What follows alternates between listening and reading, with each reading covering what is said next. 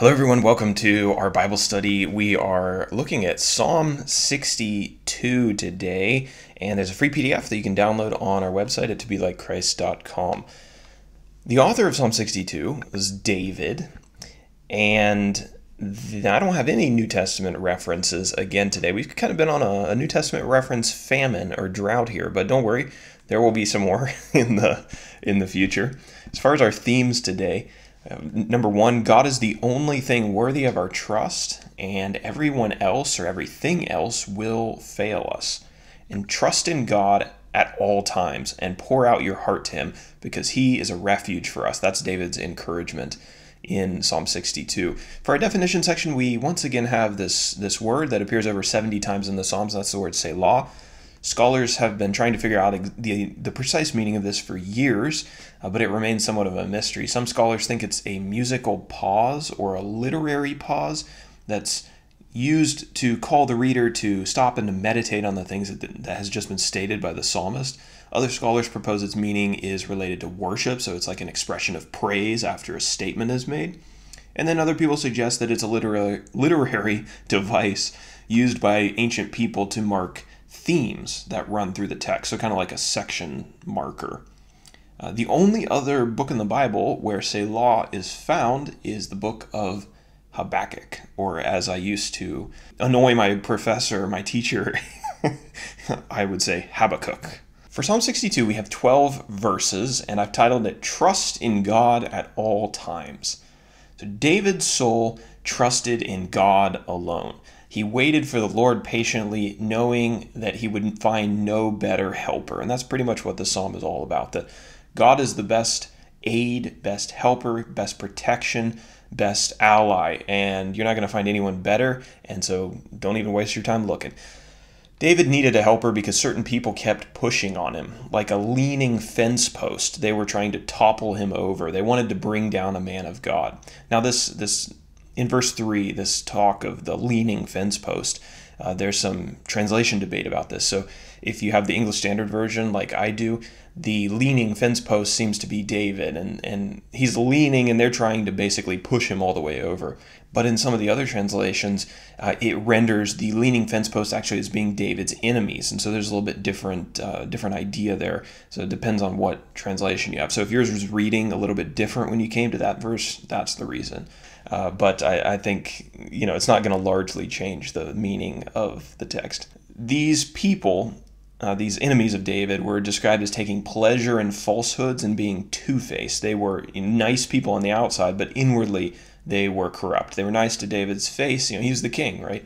But inwardly they wanted to see him fall. David figured that the best way to deal with these people was just to let God deal with them. He wrote, "On God rests my salvation and my glory, my mighty rock, my refuge is God," in verse 7. And David encouraged other men to also put God, to make God their refuge and to trust in Him at all times in verse 8. He advised them not to think that other things were going to save them, not to resort to crime to save them, not to think that riches were going to save them. He says, don't think extortion or robbery or riches are ways to secure your future and to solve your problems. He advised them not to put their trust in men either, because the lives of men are like vapor. He said that whether a man is low class or high class, whether he's thought of lowly in society or really admired in society, it really makes no difference. Every man's life is like a breath that's quickly taken and then it's gone, especially in comparison to God's eternality. God is an everlasting rock that's worthy of our trust, and David refused to look for strength anywhere else because he says in verse 11, power belongs to God.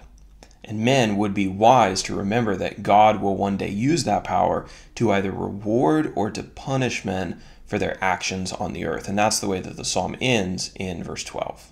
Okay, so let's finish up our exploration of Psalm 62 with our application. Don't allow yourself to view yourself as superior to other people because you have a lot of money or a lot of accomplishments.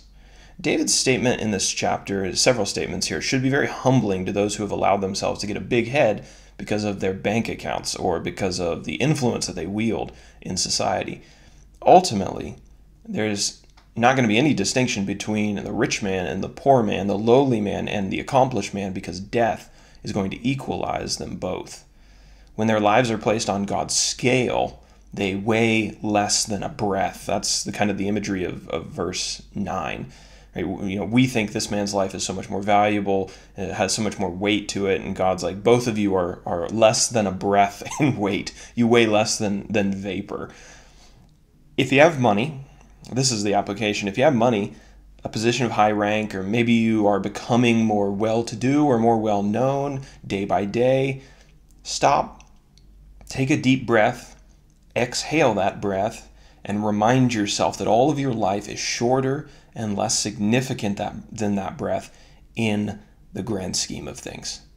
Don't crave the meaningless things that men deem to be significant.